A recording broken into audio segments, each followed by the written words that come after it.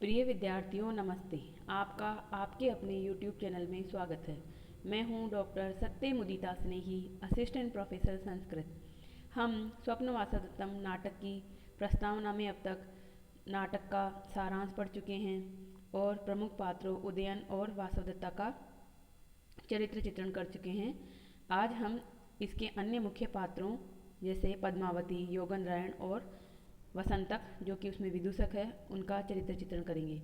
उससे पहले मेरा आपसे एक निवेदन है कि आप इस चैनल को पहली बार देख रहे हैं तो सबसे पहले सब्सक्राइब बटन दबाकर उसके पास में ही एक घंटी जैसा चिन्ह होता है जिसे बेल आइकन कहते हैं, उसको दबाकर ऑल शब्द को क्लिक कर लें ताकि इस चैनल पर डाले जाने वाले सभी वीडियो के नोटिफिकेशन आपको तुरंत प्राप्त हो जाएं और आप इसके किसी भी वीडियो से वंचित ना हों। अतः आप इस चैनल की सदस्यता ले लें। तो अब हम आगे देखते हैं कि इसमें वासवदत्ता और उदयन के अलावा और कौन से मुख्य पात्र हैं जिनका चरित्र चित्रण हमारी परीक्षा के लिए बहुत ही उपयोगी है। तो इसमें तीसरे पात्र के रूप में है पद्मावती। पद्मावती जो है इस नाटक में एक दूसरी सुया नायिका के रूप में है। नायिका मतलब हीरोइन है ये भी नाटक की, परंतु ये मुख्य नायिका नहीं है। मुख्य नायिका वासवदत्ता थी, यह है गौण है एक तरह से, और सुया नायिका है। नायिका के कल हमने भेद पढ़े थे, उसमें सुया नायिका क्या होती है? ऐसी नायिका, ऐसी स्त्री जो नायक की स्वयं की पत्नी हो या पत्नी होने की योग्यता रखती हो पूर्णतः, यानी कि उसका किसी और से विवाह ना हुआ हो, वह कुमारी कन्या हो या फिर शादीशुदा हो और उसके प्रति ही नायक प्रेम प्रकट करता है, तो वह स्वीया नायिका या स्वकीया नायिका कहलाती है। पद्मावती का जो इस हमें परिचय मिलता है प्रथम अंक में, वो मिलता है कन्या भाव में, यानी कि जिस समय वह कुंवारी है, जब उसकी उदयन से शादी नहीं होती उस समय मिलता है। और इसका जो पीहर पक्ष से जो इसका परिचय है वो क्या है? ये मगध नरेश दर्शक की बहन है, भगिनी मतलब बहन है, और मगध के पूर्व राजा अजाशत्रु की पुत्री है। यानी इनके पिताजी का नाम अजाशत्रु है और इनके भाई का नाम दर्शक है। इनके भाई की सहायता से ही उदयन अपने साम्राज्य को पुनः पाएंगे। और यह इनके जो भाई हैं दर्शक, वो बहुत ही बड़ी सेना वाले हैं, बहुत ही पराक्रमी हैं। तो योगनरायण यही योजना करते हैं कि पद्मावती से उदयन की अगर शादी करा दी जाती है तो उनके भाई की मदद से उदयन पुनः राज्य को प्राप्त कर लेंगे। तो प्रथम अंक में हमें जो पद्मावती का परिचय मिलता है उसमें वह बहुत ही उदार हृदय और धर्म प्रिया के रूप में हमारे सामने प्रस्तुत होती है। जब वह तपोवन में पहुंचकर अपने सेवक कांचुकी के द्वारा ये घोषणा करवाती है कि जिसको जो कुछ भी चाहिए वो ले लें, मुझसे आकर मांग ले, तो उस समय वह बहुत ही उदार हृदय वाली प्रकट होती है, यानी कि वह परोपकारी है, वह धर्म करने के लिए वहाँ उपस्थित हुई है। और इसी क्रम में वह लोगों को कहती है कि कहलवाती है कि इस तपोवन में भले राजकुमारी जी पधारी है, परंतु तपोवन वासियों का कोई भी काम जो है प्रभावित नहीं होना चाहिए। क्योंकि ज़्यादातर देखा जाता है कि जब कोई राजा, कोई मंत्री किसी जगह पहुंचता है तो सारे काम ठप्प कर दिए जाते हैं। रोड सड़क रोक दी जाती है, बहुत सारी चीज़ें, बिल्कुल यातायात रोक दिया जाता है। तो यहाँ पर ये कहना चाह रही है कि भले ही ये महारानी राजकुमारी पद्मावती आश्रम में पधारी हैं, परंतु जो तपोवन वाले हैं वो अपना अपना काम जारी रखें, यज्ञ करें या जो भी समिधा लाएं या जो काम कर रहे हैं उसमें किसी तरह का कोई व्यवधान नहीं आना चाहिए। यानी कि साधारण जन की तरह, साधारण महिला की तरह ही वह वहाँ रहना चाहती है। अपने राजसी टाट भाट की वजह से वह कार्य को प्रभावित नहीं होने देना चाहती। तो इसी में यहाँ पर संस्कृत में एक सूक्ति है, धर्म प्रिया नृपसुता न ही धर्म पीड़ाम इच्छेत।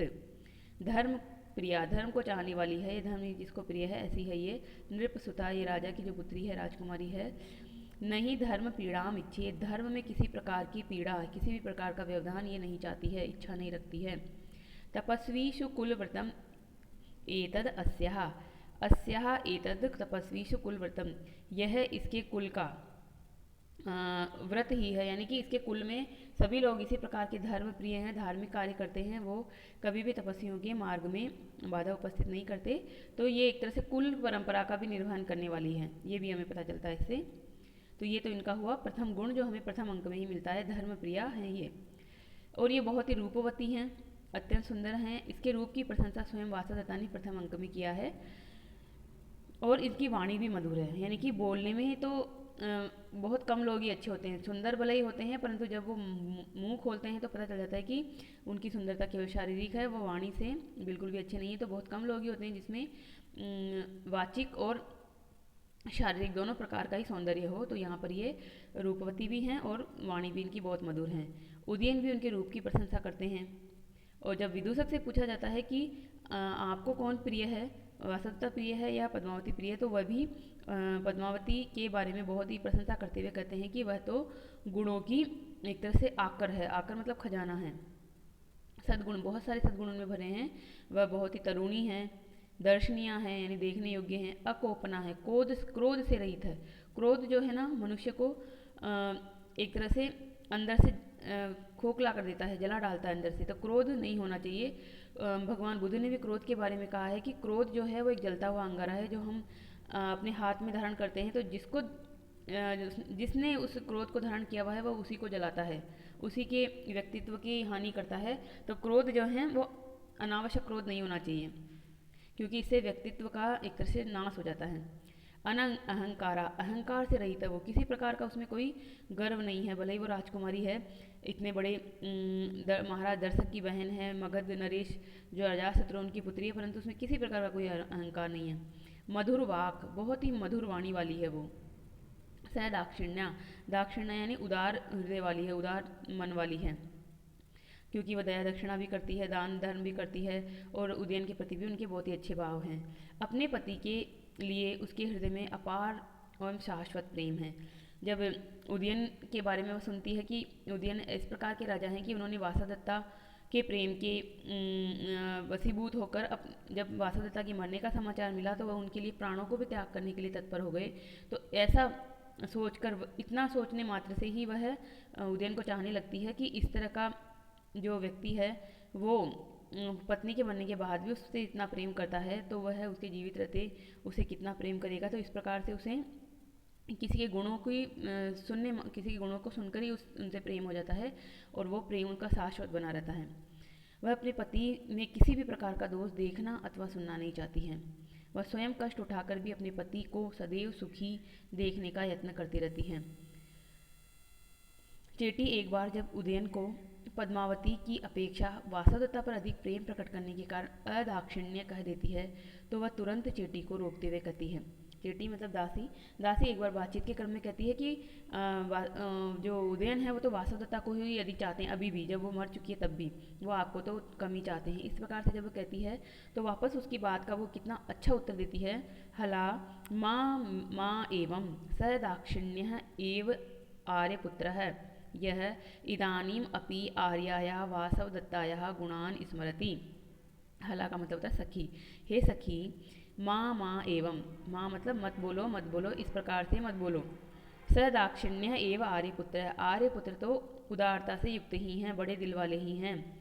यह जो इदानीम इस समय भी आर्याया वासवदत्ताया, आर्या वासवदत्ता के गुणों को याद करते हैं, यानी कि वो तो बहुत खुले दिल वाले हैं जो पत्नी के मर जाने के बाद भी, दूसरी पत्नी से शादी हो जाने के बाद भी पहले वाली पत्नी के गुणों को अभी तक नहीं भूले हैं।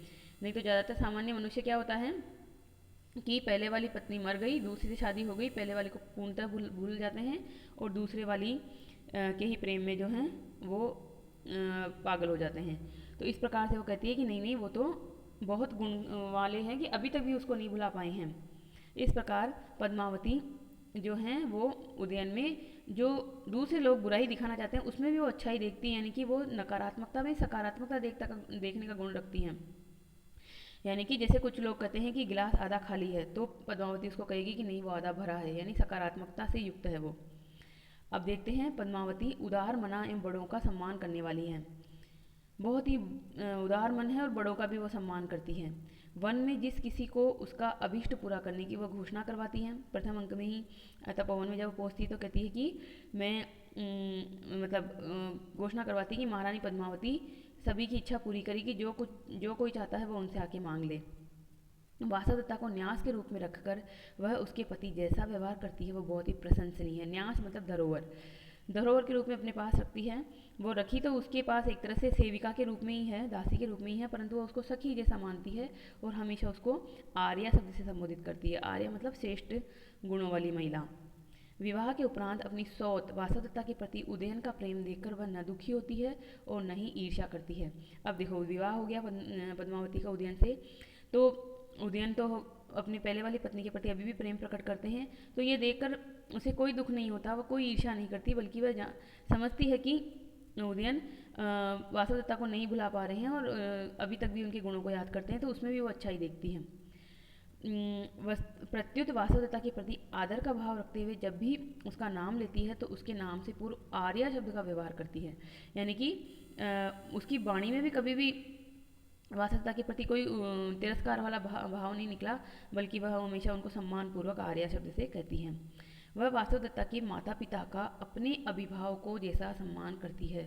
ये भी किसी महिला का बहुत बड़ा गुण है कि अपनी सोच के माता पिता को वो अपने माता पिता की तरह सम्मान दे, अपने माता पिता ही माने।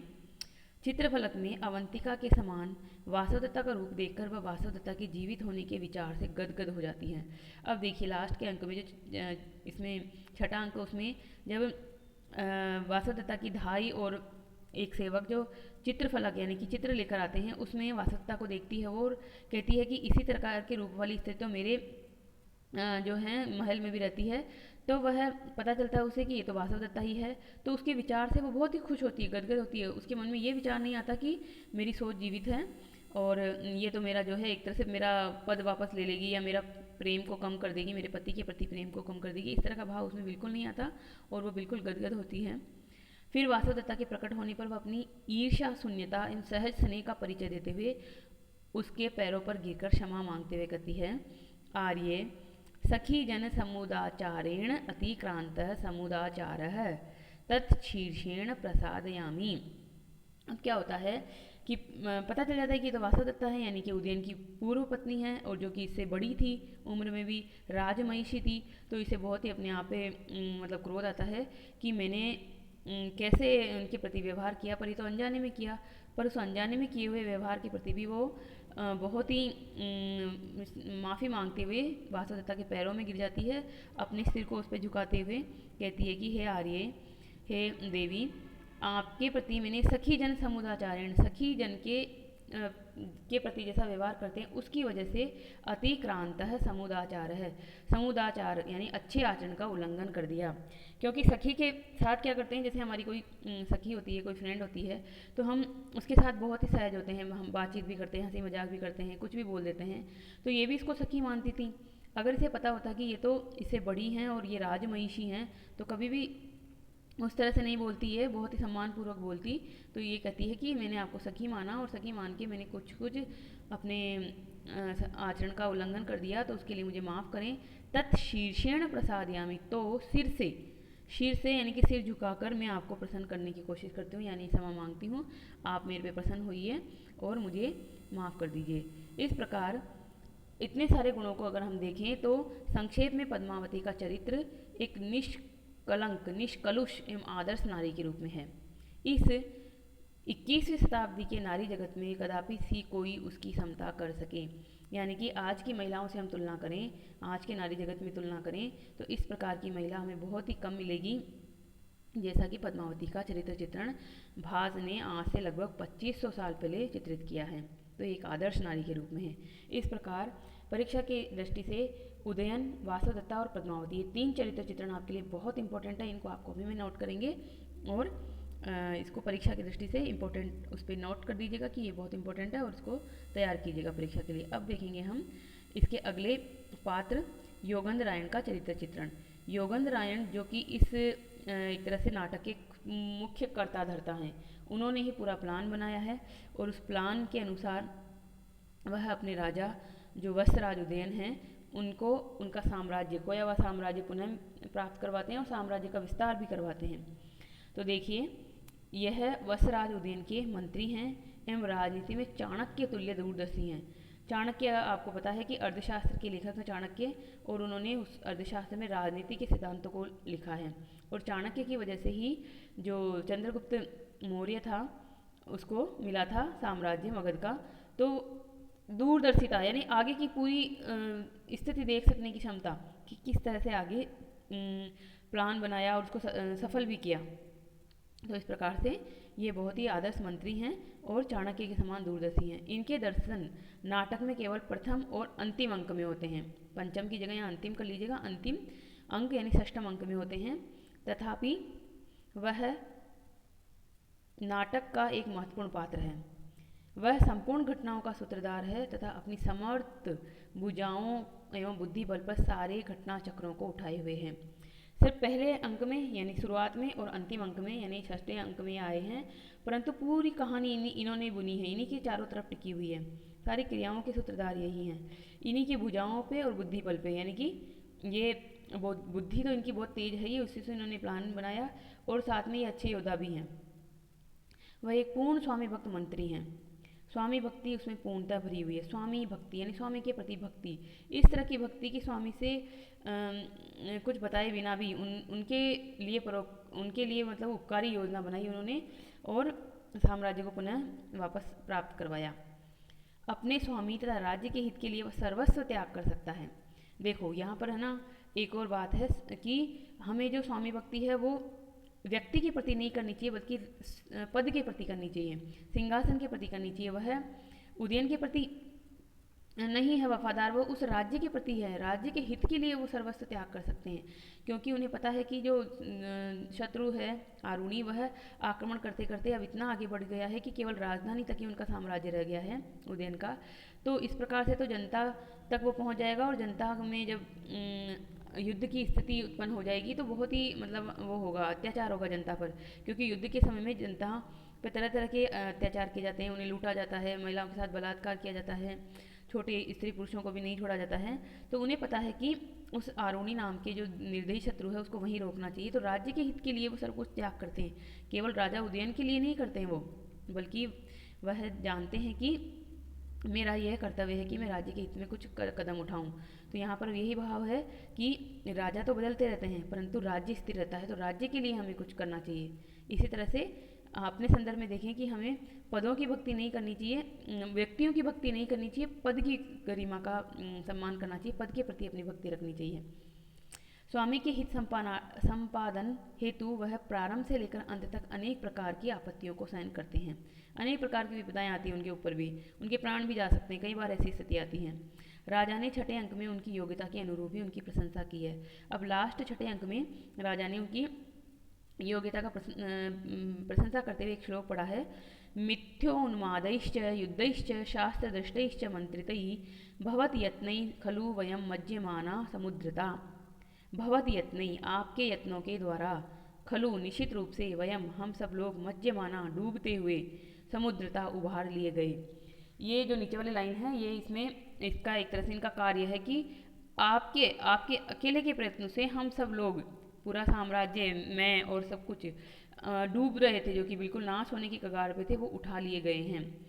और कैसे कैसे, अब बहुत सारे समय में इन्होंने राजा की हेल्प की है, वो बता रहे हैं। मिथ्या उन्मादैश्च, मिथ्या उन्मादय यानी कि इन्होंने जो वहाँ पर जब उदयन को छुड़वाना था, जो हमने पढ़ा था नाटक प्रतिज्ञा योगेंद्रायण, वहाँ पर यह राजा को छुड़वाने के लिए एक गुप्तचर के रूप में वहाँ रहे थे और वहाँ से पूरी सूचना उठाई थी, तो दूसरा वेश भी धारण किया था इन्होंने। फिर युद्धैश्च, युद्ध ही मतलब जब राजा को वहाँ से छुड़वा के लाना था तो उन्होंने युद्ध कौशल का परिचय भी दिया था, यानी एक कुशल सेनापति भी हैं, युद्ध कला भी इन्हें आती है। शास्त्र दृष्टैश्च, शास्त्रों के तो ज्ञाता हैं, तभी तो इन्होंने इतना दूरदर्शी प्लान बनाया, और ये ब्राह्मण हैं उस रूप में, तो ये एक तरह से शास्त्रों के ज्ञाता ही हैं पूरी तरह से। मंत्रितई, मंत्रणा, मंत्री प्रधानमंत्री हैं, ये अमात्य हैं, तो इनका मुख्य काम तो मंत्रणा करना ही है, यानी कि राजा को उचित सलाह देना ही है। इस प्रकार से यह अनेक प्रकार की भूमिकाओं को निभाते हुए राजा उदयन का और वस्त प्रदेश का संपूर्ण का ही यह क्या करते हैं, एक तरह से हितैषी हैं उदयन के साथ साथ योगेंद्रायण जो हैं वो वस्त प्रदेश के भी हितैषी हैं। इस प्रकार के मंत्री अगर कहीं हो तो वह राज्य कभी भी नाश को प्राप्त नहीं हो सकता, और मंत्री और राजा आपस में एक दूसरे समन्वय होना चाहिए, यानी मंत्री राजा को अच्छी सलाह दें और राजा भी मंत्री की अच्छी सलाह को सुने, तभी उस राज्य में समृद्धि आ सकती है। ऐसा जो है हमने किरातार्जुनीयम के महाकाव्य में प्रथम सर्ग में पढ़ा है कि स किम सका साधु न शास्ति योदीपम स किम प्रभु यह हितान न शृणोति। तो जो हितों को नहीं सुनता है वह बुरा स्वामी होता है।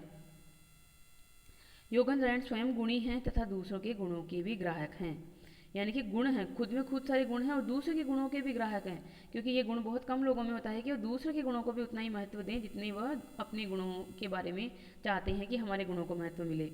तो इन्होंने क्या किया कि रुमणवान नाम के जो सेनापति हैं उनके गुणों की पहचान की, उनकी अद्भुत क्षमता की पहचान की और समय समय पर उसकी मुक्त कंठ से प्रशंसा भी की। एक बार उन्होंने ये श्लोक रुमणवान के लिए कहा, अहो महद भारम उद्वहति रुमणवान कुतः स विश्रामो हि अयम भारः प्रसक्तः तस्य तु शमः तस्मिन् सर्वम अधीनम ही यत्र अधीनो नराधिपः।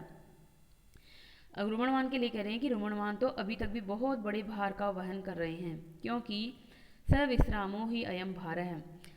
अपने लिए कह रहे हैं योगेंद्रायण कि मैंने इस वासवदत्ता को अब पद्मावती को सौंप दिया है तो मेरा तो काम खत्म हो गया, मेरा तो भार जो है कम हो गया, मेरे माथे पर से वजन उतर गया। परंतु प्रसक्तः तस्य तु श्रम, उसका तो श्रम यानी कि मेहनत प्रसक्त है, अभी भी जारी है। यानी रुमणवान के ऊपर तो दायित्व था राजा को संभालने का, और राजा को संभालना पड़ेगा उसे काफ़ी समय तक, तो उसका परिश्रम तो उसका जो कार्य है वो तो अभी तक भी जारी है। क्यों क्यों नीचे वाली लाइन कहते हैं, तस्मिन सर्वम अधीनम ही यत्र अधीनो नराधिप है, उसके अधीन ही सब कुछ है जिसके अधीन में राजा है। क्योंकि राजा हाँ ही अगर स्वस्थ ना रहे, राजा ही अगर आत्महत्या करने को प्रेरित हों तो फिर पूरा साम्राज्य तो डूब जाएगा। तो रुमणवाहन ने ही उदयन को, जब वो बहुत शौक से युक्त थे, उनका इस तरह से साथ दिया कि जब वो खाते थे तो ये भी खाते थे, जब वो भूखे रहते थे तो ये भी रहते थे, जब वो रोते थे उदयन तो रुमणवान भी रोते थे। तो इस प्रकार से राजा की हर सुख दुख में साथ दिया रुमणवान ने। इस प्रकार के गुणों की मुक्त कंठ से प्रशंसा की योगेंद्रायण ने। तो इस प्रकार ये गुणों के ग्राहक भी हैं, यही उनकी गुण ग्राहकता है। और इनमें बुद्धि कौशल इतना ज़्यादा है और स्वामी भक्ति भी बहुत अधिक है, पर ये दोनों गुणों इनमें होते हुए भी ये बिल्कुल भी अभिमानी नहीं है, निराभिमानी है ये। अभिमान अगर किसी में होता है तो सारे गुण जो हैं चले जाते हैं, सारे गुण पानी हो जाते हैं। उसे अपने कार्य का गर्व लेश मात्र भी नहीं है। वह कहता है, स्वामी भाग्य अनुगंतारो वयम, वयम यानी हम सब, स्वामी भाग्य अनुगंतारो, स्वामी के भाग्य के ही पीछे पीछे चलने वाले हैं। यानी कि स्वामी का जैसा होगा भाग्य, यानी कि स्वामी के भाग्य में अगर उन्नति लिखी है तो हमारा भी उन्नति होगी, स्वामी की अवनति लिखी है तो हमारी भी अवनति होगी। यानी कि स्वामी को की उन्नति के ही वह प्रयास करते हैं। नाटक के अंतिम अंक में जब उदयन को खोई हुई वत्स भूमि एवं वासवदत्ता पुनः प्राप्त हो जाती है, उस समय योगेंद्रायण उसके पैरों पर गिर पड़ता है और क्षमा मांगता है। तो इस प्रकार से क्षमा मांगने वाले इस योगेंद्रायण है, धन्य है ऐसे योगेंद्रायण की स्वामी भक्ति। वह कहता है कि यह संपूर्ण प्रपंच उसने इसलिए रचा कि राज्य विस्तार हो तथा पद्मावती से विवाह हो। यानी कि उसने बताया कि मेरे काम का ये उद्देश्य, अगर राजा मान लो उनसे क्रोधित होता तो हो सकता है उन्हें कोई सजा भी देता कि तुमने मेरी प्राण प्रिया पत्नी वासवदत्ता को मेरे से अलग किया। तो इस तरह की भी वो सजा के लिए भी तैयार था, परंतु राजा भी जानता है कि योगेंद्रायण बहुत ही अच्छे मंत्री हैं, इसलिए वह उन्हें माफ़ कर देता है और मुक्त कंठ से उनकी प्रशंसा करता है कि आपने तो हमें डूबते हुए से बचा लिया। इस प्रकार से वह एक आदर्श अमात्य है। संक्षेप में अगर उनके गुणों की हम प्रशंसा करना चाहें तो क्या करेंगे, ये कहेंगे, ये नीचे की 2 लाइनें आप जरूर लिखिएगा कि वह चाणक्य का पक्का शिष्य है, वह एक ब्राह्मण मंत्री का यथार्थ प्रतिरूप है, युद्ध काल का वीर सेनापति है, शांति काल का कुशल शासन प्रबंध करता है और आपत्ति काल में राजा को उचित परामर्श देने वाला दृढ़ सचिव है। जो ऊपर श्लोक आया था एक मिथ्या उन्मादैश्च युद्धैश्च, इस वाले श्लोक का ही एक तरह से अनुवाद है ये, कि वह एक बहुत ही अच्छे सेनापति भी हैं, प्रबंधकर्ता भी हैं, मंत्रणा देने वाले भी हैं और चाणक्य की एक तरह से बहुत ही सिद्धांतों को जानने वाले व्यक्ति। चाणक्य ने जैसे सिद्धांत लिखे हैं अपने शास्त्र में, वैसे ही यह अपने जीवन में उतारते हैं। इस प्रकार हमारे सामने जो योगेंद्रायण का चरित्र चित्रण होता है, ये बहुत ही मतलब ऐसा दिखाई नहीं देता कि इस तरह से राजा की सेवा करने के लिए अपने प्राणों को भी दाव में लगा देने वाले मंत्री भी हो सकते हैं। तो भास ने इस प्रकार के मंत्री का ये चरित्र हमारे संस्कृत साहित्य में रचा है, और इसलिए हमें इसको ध्यान रखना चाहिए। योगेंद्रायण, प्रतिभा योगेंद्रायण, प्रतिज्ञा योगेंद्रायण में भी इन्हीं का चरित्र चित्रण हुआ और इसमें भी स्वप्न वासवदत्ता में भी हुआ। अब देखिए, इसमें आता है एक पात्र जिसका नाम है वसंतक, जो कि विदूषक है। विदूषक का क्या मतलब होता है, हंसाने वाला पात्र, मनोरंजन करने वाला पात्र, जो कि ज़रूरी भी है। जब कोई मूवी होती है, कोई नाटक होता है, तो उसमें सारी जो भूमिकाएं होती है वो ऐसी तरह की नहीं होनी चाहिए कि श्रृंगार ही है, युद्ध ही है या कुछ है। उसमें हंसी मजाक वाला पात्र भी होना चाहिए, यानी हास्य रस का भी उसमें सृष्टि करनी चाहिए। तो संस्कृत नाटकों में विदूषक की महत्वपूर्ण भूमिका होती है। इस नाटक का विदूषक जो है वो वसंतक नाम वाला है। परीक्षाओं में ये प्रश्न पूछा जाता है कि स्वप्न वासवदत्तम नाटक के विदूषक का क्या नाम है, तो क्या बताएंगे आप? उसका नाम वसंतक है। वसंतक विदूषक आपको आराम से याद रह जाएगा। वैसे शुरुआत है अक्षर की और क पे ख़त्म है, यहाँ पर दोनों में वसंतक विदूषक, तो ऐसे याद करेंगे आप। जो इसमें वसंतक नाम वाले विदूषक हैं वो भास के अन्य नाटकों के विदूषकों की अपेक्षा अधिक गंभीर हैं। यानी भास ने और भी तो नाटक लिखे हैं, 12 नाटक, तो उनमें भी विदूषक हैं, तो उसकी अपेक्षा ये अधिक गंभीर चरित्र वाले हैं। वह केवल 2 अंकों में ही हमें दिखाई देते हैं। कौन कौन से 2 अंकों में दिखाई देते हैं? चतुर्थ अंक और पंचम अंक में। जब राजा की पद्मावती से शादी होनी है वहाँ पर वो हैं, और पंचम अंक में जब शादी हो जाने के बाद में स्वप्न का दृश्य आता है तो वह राजा के लिए चादर लेने निकल जाते हैं और राजा को कहानी सुनाते हैं, इस तरह से। और चतुर्थ अंक में वह पद्मावती की प्रशंसा में कहते हैं कि पद्मावती बहुत ही गुण वाली है, बहुत ही सुंदर है, इस तरह की जो वार्तालाप आता है, तो चतुर्थ और पंचम अंक में 2 अंकों में वह आते हैं। वसंतक केवल हास्य रस की सृष्टि करने वाला अथवा भोजन भट्ट ही नहीं है, अपितु वह सदैव राजा के साथ रहकर उसके प्रत्येक कार्य में सतर्कतापूर्ण प्रहरी के समान सहायता देने वाला पात्र भी है। देखो इतनी बड़ी लाइन में 3-4 इनकी विशेषता आ गई कि ये हास्य रस की सृष्टि करने वाले पात्र हैं, यानी कि इनकी वजह से ही नाटक में मजाक का, हंसी का एक वातावरण बनता है। और ये जो है भोजन प्रिय होते हैं, भोजन भट्ट कहते हैं इनको, भोजन प्रेमी, या अभी वर्तमान संदर्भ की जो भाषा होती है उसको कह सकते हैं पेटू, पेटू होते हैं, ये बहुत ही खाऊ प्रवृत्ति के होते हैं, खाते रहते हैं हमेशा, और हमेशा राजा के साथ रहते हैं। राजा के साथ रहकर उनके प्रत्येक कार्य में सतर्कतापूर्ण प्रहरी के समान सहयोग करते रहते हैं, यानी कि राजा को बहुत ही विकट परिस्थितियों में फंसने से बचा लेते हैं, उनका मनोरंजन करते हैं, उनको सलाह मशवरा भी देते हैं, इस तरह से ये होते हैं। रानी राजा के मित्र के समान होते हैं ये। वह राजा को अपनी सजगता के कारण विषम परिस्थितियों से बचा लेता है तथा एक अच्छे मित्र की भांति उसे कार्य करने हेतु प्रेरित करता रहता है। कभी कोई विकट परिस्थिति हो जिसमें राजा जवाब ना दे सके तो ये राजा की तरफ से जवाब दे देते हैं और एक अच्छे मित्र की भांति उन्हें अच्छे अच्छे कार्यों के लिए प्रेरित करते रहते हैं। अनेक अवसरों पर वह अपनी चतुराई और प्रत्युत्पन्न मतित्व का परिचय देता है। चतुराई यानी बहुत चतुर हैं, और प्रत्युत्पन्न मति का क्या मतलब होता है? फटाफट जवाब देना, कि सामने वाले ने कुछ पूछा और आपने ऐसा जवाब दिया कि वो बिल्कुल सटीक जवाब हो। अब इसके उदाहरण में देखते हैं, कहाँ कहाँ दिखते हैं। देखिए, जब राजा वासवदत्ता की याद हो आने से रोने लगता है और वहाँ पद्मावती एकाएक आ जाती है। इसमें हमने देखा था कि वासवदत्ता की याद में राजा कभी भी कोई बात आती है तो वो उनके आंखों में आंसू आ जाते हैं, दुखी हो जाते हैं। तो एक बार इसी तरह का प्रसंग आया जब ये बैठे थे किसमें, उसमें प्रमद वन में, तब वासवदत्ता की याद में इनके आंसू आ गए। तो उस समय एकाएक वहाँ पद्मावती आ गई। अब पद्मावती ये पूछती है कि ये आंसू क्यों आए, मतलब राजा के आंसू क्यों आए। तो राजा तो कोई जवाब नहीं देता, परंतु वसंतक जवाब देता है, विदूषक क्या जवाब देता है बहुत ही सावधानी से, कि भवती वातनीतेन कास कुसुम रेणुना अक्षिनिपतितेन साश्रुपातं खलु तत्र भवतो मुखम तत्र गृह्यतु भवन्तम इदम मुखोदकम।